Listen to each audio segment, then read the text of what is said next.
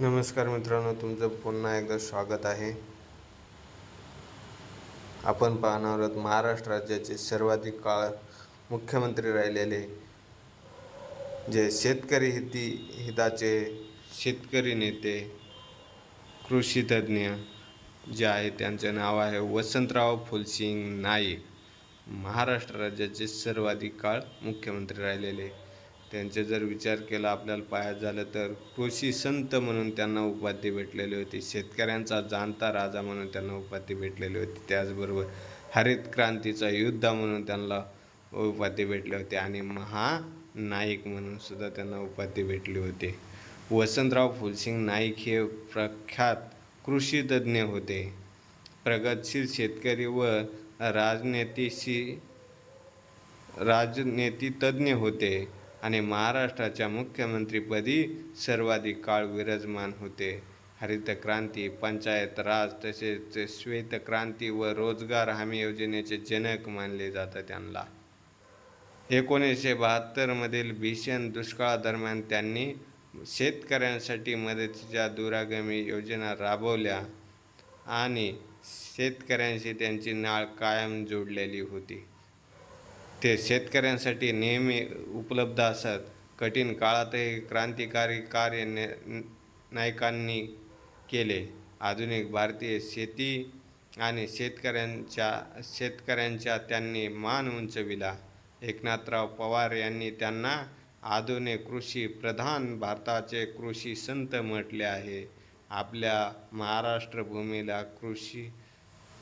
महाराष्ट्रभूमीला संतभूमी म्हणून ओळखले जातं आणि या संतभूमीमध्ये एकनाथराव पवार साहेबांनी या थोर व्यक्तींना कृषी संत म्हटले की शेतीतला तुम्ही संत आहात, हे त्यांना उपाधी दिली आहे. माझे राष्ट्रपती भारतरत्न प्रणवजी मुखर्जी साहेब यांनी वसंतराव नाईक हे भारत मातेचे थोर सुपुत्र आहेत या शब्दात त्यांचा गौरव केला होता.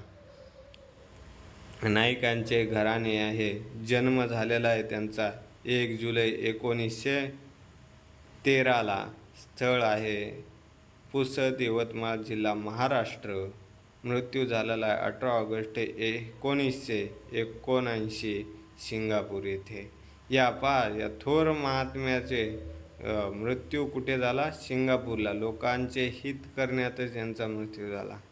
इतके कर्तव्यगार आणि कर्तव्यनिष्ठ मुख्यमंत्री होते ते.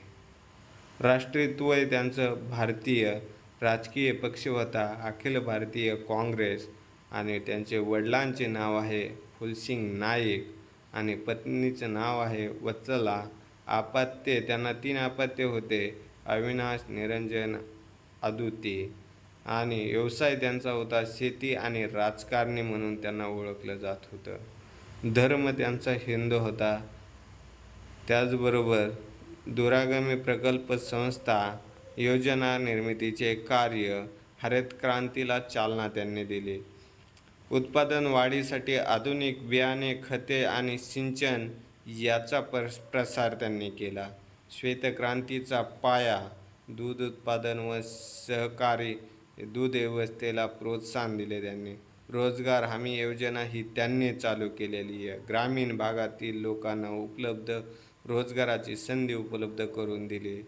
ती ग्रामीण भागातली जीवन संजीवनी म्हणून रोजगार हमी योजनेला आपण नाव देऊ. ग्रामीण भागात रोजगारांच्या संधी उपलब्ध करून दिल्या.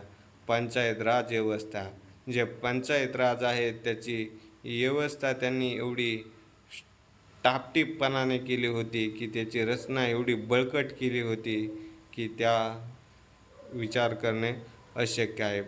ग्रामीण स्वराज्यासाठी 3 पातळीची पंचायत राज रचना बळकट केली त्यांनी. दुष्काळ निवारण उपाययोजना, ज्यावेळेस 1972चा दुष्काळ शेतकऱ्यांसाठी तातडीच्या व दीर्घकालीन योजना त्यांनी राबवल्या होत्या की एवढा भयान दुष्काळ होता 1972चा. त्या काळात यशवंतराव चव्हाणांनी शेतकऱ्यांच्या पाठीशी खंबीरपणे उभं राहून शेतकऱ्यांना म्हटले, मी आहे, तुम्ही घाबरू नका. कृषी विद्यापीठे व संशोधन, कृषी शिक्षण संशोधन व विस्तार, सेवांना चालना दिली त्यांनी. त्यांचे प्रमुख पद जर पाहायचं झालं, महाराष्ट्र राज्याचे तिसरे मुख्यमंत्री आहेत ते. तसे पाहायचे झाले तर ते महाराष्ट्र राज्याचे चौथे मुख्यमंत्री आहेत. परंतु मध्यंतरी PK सावंत हे मुख्यमंत्री काही काळासाठी त्यांना पदावरती बसवलं होतं. त्यांचा कार्यकाळ 5 डिसेंबर इसवी सन 1963 ते 20 फेब्रुवारी 1975. राज्यपाल त्यांच्या ज्यावेळेस ते मुख्यमंत्री होते त्यांच्या कार्यकाळामध्ये महाराष्ट्र राज्याचे राज्यपाल होते विजयालक्ष्मी पंडित, PV चेरियान, आली यावर यंग हे या टायमाला राज्यपाल म्हणून होते. मागील मुख्यमंत्री हा PK सावंत होते. अतिरिक्त कारभार त्यांना दिला होता. त्याचबरोबर त्याच्या अगोदरचे मुख्यमंत्री होते मोरोपंतराव कन्नमवार आणि पुढील त्यांच्यानंतर मुख्यमंत्री झाले शंकरराव चव्हाण. नायकांची जयंती कृषी दिन म्हणून साजरा केलं जातं महाराष्ट्रामध्ये. 1 जुलै हा त्यांचा जन्मदिवस आहे आणि हा दिवस आपण महाराष्ट्रामध्ये कृषी दिन म्हणून साजरा केला जातो. शेतकऱ्याच्या योगदानाची जाणीव ठेवत त्यांच्या स्मरणार्थ हा दिवस समर्पित आहे. नायकावरील चित्रपटाचे जर सांगायचे झाले तर त्यांची चित्रपट निर्मिती आणि साहित्य कृती आहे. चित्रपट आहे वसंतराव नाईक एक योगपुरुष. 2013 साली हा चित्रपट आला होता आणि त्यांच्यावरती पुस्तकं अनेक चरित्र आहेत, लेख आहेत, संशोधन ग्रंथ प्रकाशित केलेले आहेत. साहित्य सांगायचं त्यांच्या विचारांवर आधारित लेखमाला, काव्यरचना केलेल्या आहेत.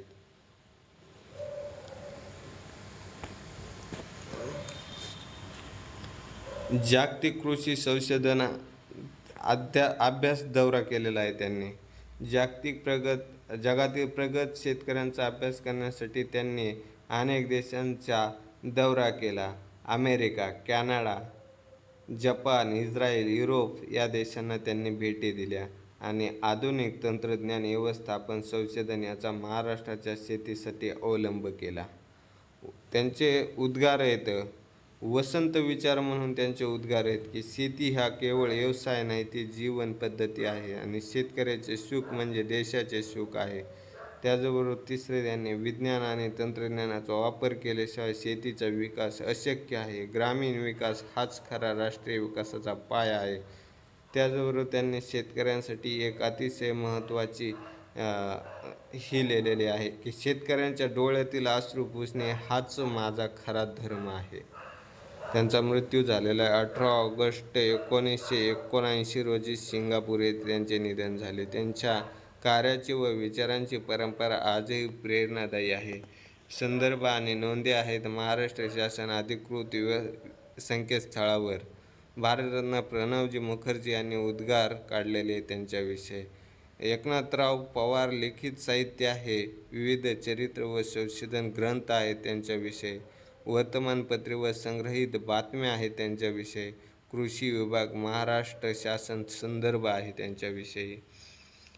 महानायक वसंतराव नाईक हे एक नाव नसून शाश्वत विकासाची लोकभिमुख विचारधारा होती आणि त्यांनी जगाला एक संदेश दिला. शेती आणि शेतकऱ्यांच्या विकासाशिवाय देशाचा विकास होऊ शकत नाही.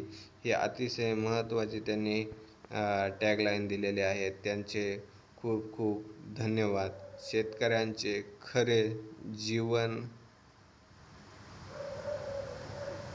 शेतकऱ्यांचे खरे भाग्यविधाते म्हणून त्यांना पाहिलं जाते.